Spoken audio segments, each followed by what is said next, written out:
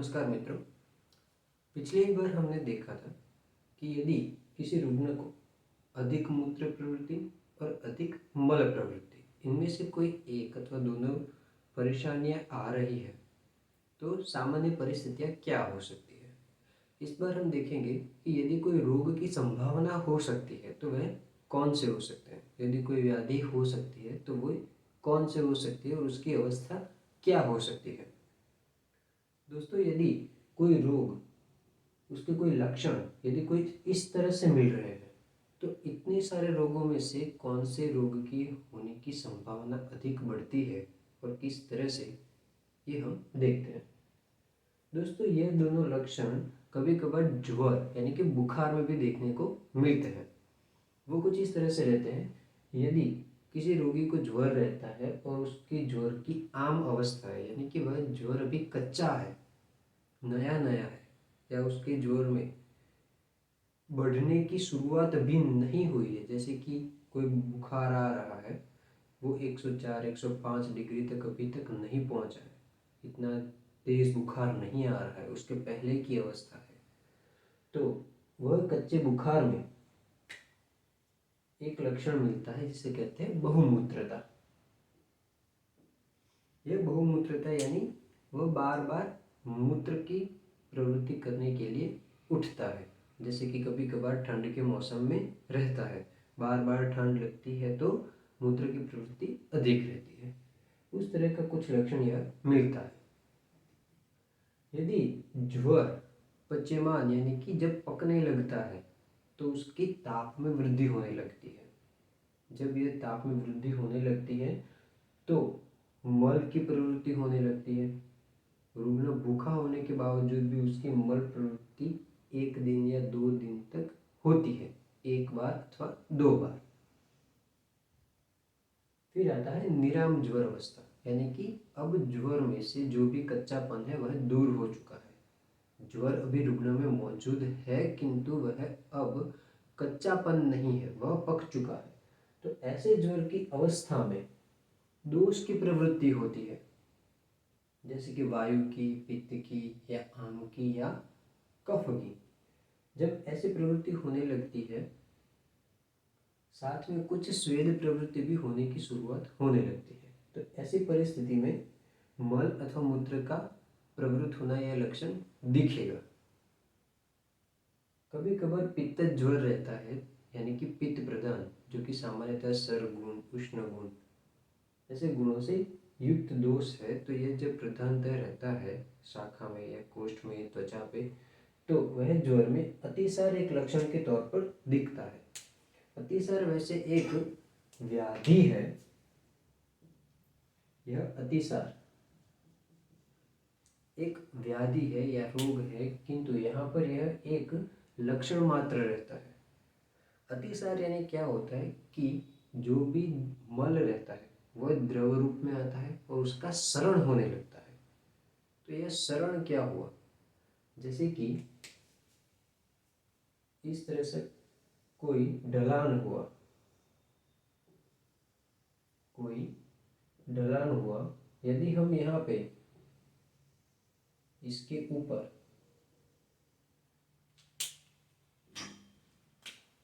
पानी गिरा दे, यदि किसी ढलान जैसी जगह पे यदि हमने यहाँ पे पानी गिरा दिया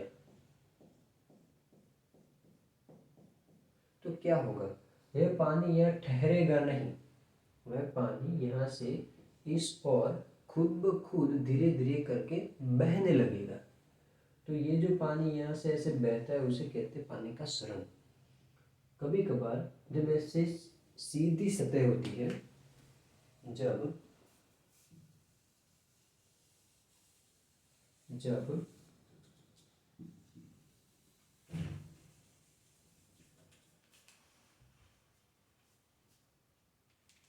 सतह ऐसे सीधी होती है तब यहाँ पर पानी डालने पर वह पानी इस तरफ पीछे की ओर, आगे की ओर, चारों ओर बहने लगता है, फैलने लगता है, तो वह उसका सरण है। ठीक वैसे ही जब अतिसार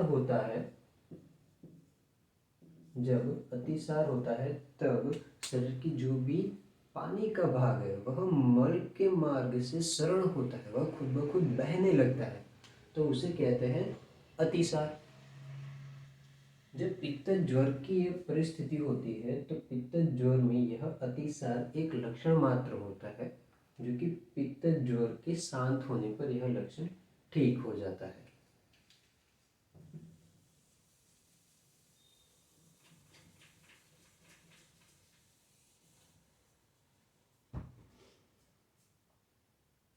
फिर आता है विषजन्य ज्वर। अब लोग कुछ एक ऐसे कहते हैं कि हम तो यहाँ पे शहर में रहते हैं, सब लोग नौकरी धंधे वाले होते हैं, सब लोग व्यस्त रहते हैं, अच्छे आए लोगों के आसपास रहते हैं, यहाँ पे कौन हमको विष खिलाएगा। यह आवश्यक नहीं कि विष खिलाना कोई विष को खाने में मिलाकर ही हो।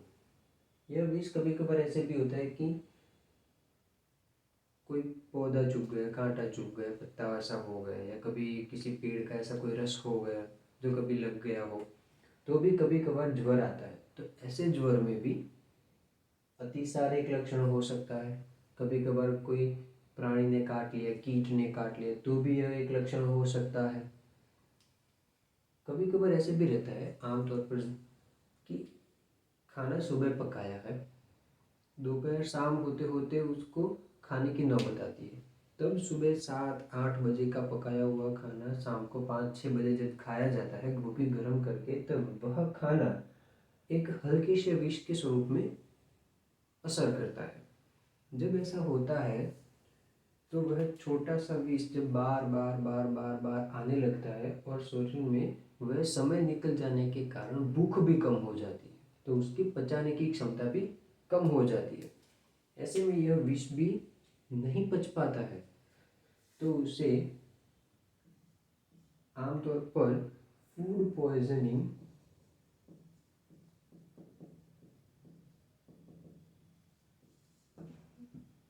ऐसा कहा जाता है।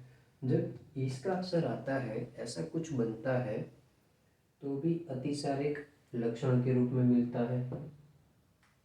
जैसे वह फूड पॉइजनिंग जैसा जो भी खाना अंदर गया है वो दस्त या फिर वमन यानी कि उल्टी के थ्रू बाहर निकल जाता है, तो यह ठीक हो जाता है।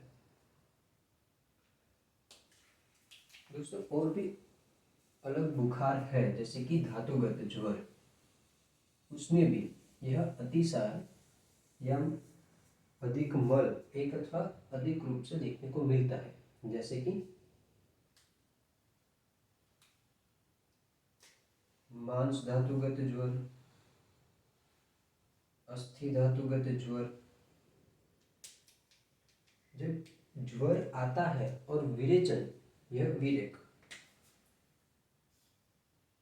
विरेक ज्वर आता है और विरेक यानी कि कुछ इस तरह से दस्त लगते हैं जैसे उसको विरेचन औषध दिया हो, तो उसे अस्थि धातुगत ज्वर समझना चाहिए। यानी ज्वर का जो भी संप्राप्ति बनता है वह दोष अस्थि धातु तक पहुंचा है, ऐसा समझना चाहिए। किंतु यह परिस्थिति में एक बात यह खास देखने जैसी है कि यह विरेक के लिए रुग्ण का ज्वरित होना आवश्यक है, उसका ज्वर होना आवश्यक है। अस्थि धातु में केवल यह एक नहीं और भी अन्य लक्षण है, जिसके आधार पर यह सुनिश्चित किया जा सकता है कि यह अस्थि धातुगत ज्वर के लक्षण के रूप में ही अधिक मल प्रवृत्ति हो रही है। दूसरा है मांस धातुगत ज्वर। मांस धातुगत ज्वर के भी कई सारे अन्य लक्षण है, किंतु उसके साथ साथ एक लक्षण सृष्ट मूत्र पुरुषता यह मिलता है। इसका यह अर्थ बनता है कि रुग्ण मांस धातुगत ज्वर से पीड़ित है, किंतु उसे एक लक्षण यह मिल रहा है, तो उसको जब यह दोनों लक्षण मिलते हैं तो उसे मांस धातुगत ज्वर होने की भी संभावना हो सकती है। फिर एक और अवस्था है जिसे कहते हैं ज्वर मोक्ष का पूर्व रूप। ज्वर मोक्ष का पूर्व रूप। ज्वर मोक्ष क्या है? ज्वर मोक्ष यानी बुखार अब ठीक होने वाला है। ज्वर मोक्ष यानी बुखार जा रहा है, मुक्त हो रहा है। पूर्व रूप यानी वो जब जाने वाला है तो उससे ठीक पहले कुछ लक्षण दिखाई देते हैं, तो उसका भी एक लक्षण रहता है। वह लक्षण है वीड भेद। अब वीड भेद क्या है? कई सारे लोग अतिसार जैसे समझते हैं, जैसे कि दस्त लग जाना, किंतु यह है वीड भेद। वीड यानी मल, मल का भेद, भेद यानी टूटना। आमतौर पर जो मल रहता है वह मल एक आकार में, एक टुकड़े में निकलता है, किंतु जब इसका भेद हो जाए, जब वीड भेद का लक्षण मिलता है, तो वह छोटे छोटे एक अथवा अनेक टुकड़ों में प्रवृत्त होता है।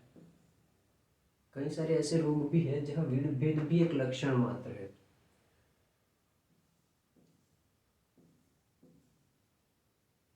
जब ये वीड भेद जब होता है, यहाँ पे हम लिख देते हैं सामान्य, यह है वीड भेद।